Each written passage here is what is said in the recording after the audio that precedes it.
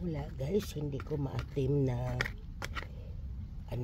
hindi ko to lalagyan kasi babalik yung itong mga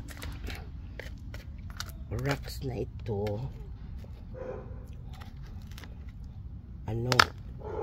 pupunta doon. Kaya ayan, ipagpatuloy ko yung nabinbin niyang ginawa. Ito guys,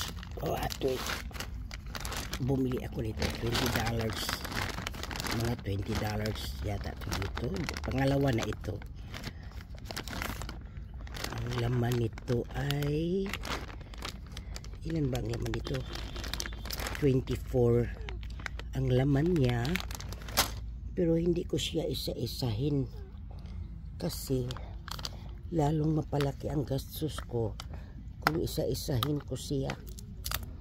Kaya ang gawin ko, ayan, basta lang lalapat. Ito nga hindi nga lalapat kaya hindi ko siya pwedeng isa-isahin at lalaki na yung gastos ko.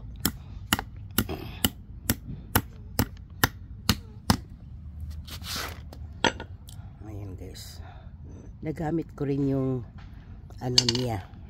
Ito siya, nagamit ko rin, pero 3 lang ang kanyang ganito. So naka 40 plus na ako. Kulang-kulang na siya 50 kasi may nagamit na akong kalahati nito At ayun, kasi tuwing magdidilig ako kasi yung lupa pumupunta sa sa simento. At nilalagyan ko na rin ng ganyan para mas mas maganda ang labas. Ayan siya guys. Bali pang-apat na yan. Hindi naman siya kamahalan, mga $3.54 ang isang bag. At ayan ay pang-apat na bag na. So ituloy-tuloy ko to guys. At para matapos ko na talaga ito at malapit nang matapos, anuhin ko pa to siya para mag-even, saka may mga bato pa, kunin ko pa yung mga bato. Yan guys, ganito lang guys, nakaka-relax. Sabi nga ng anak ko, kahit gumastos pa ako, basta nag-relax naman ako, okay lang, kasi nag-relax naman talaga ako guys. Mas marami pang time ko dito sa labas kaysa loob. So habang ginagawa ko ito, nakatambay ako kay Sis Jenny Official ba. Kumakanta siya, pero sinilip-silip ko na lang at kailangan ko talaga ito siyang matapos. So anyways, ito siya guys. Yan, namumulaklak ito ng orange at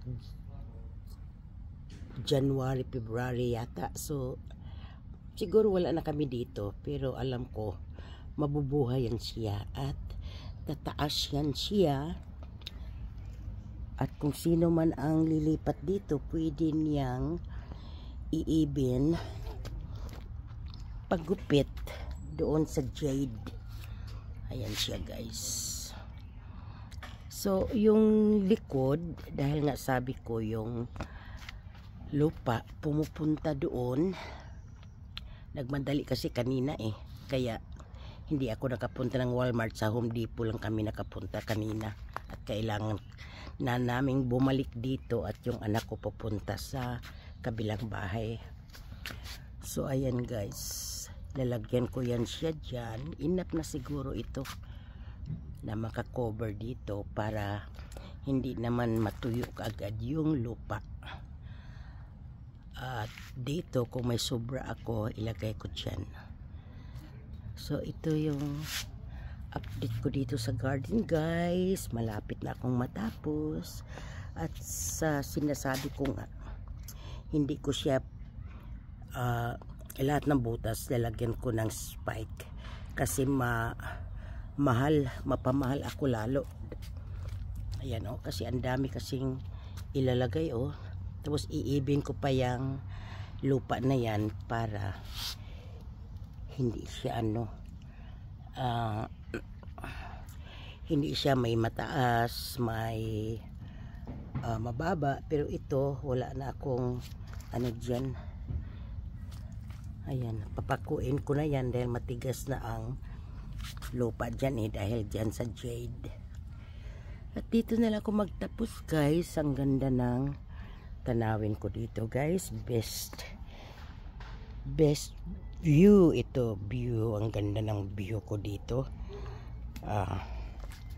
Ito na nga lang ang fence, pero okay lang, kailangan talaga mag-fence din dito At salamat sa panonood guys, tapusin ko na ito.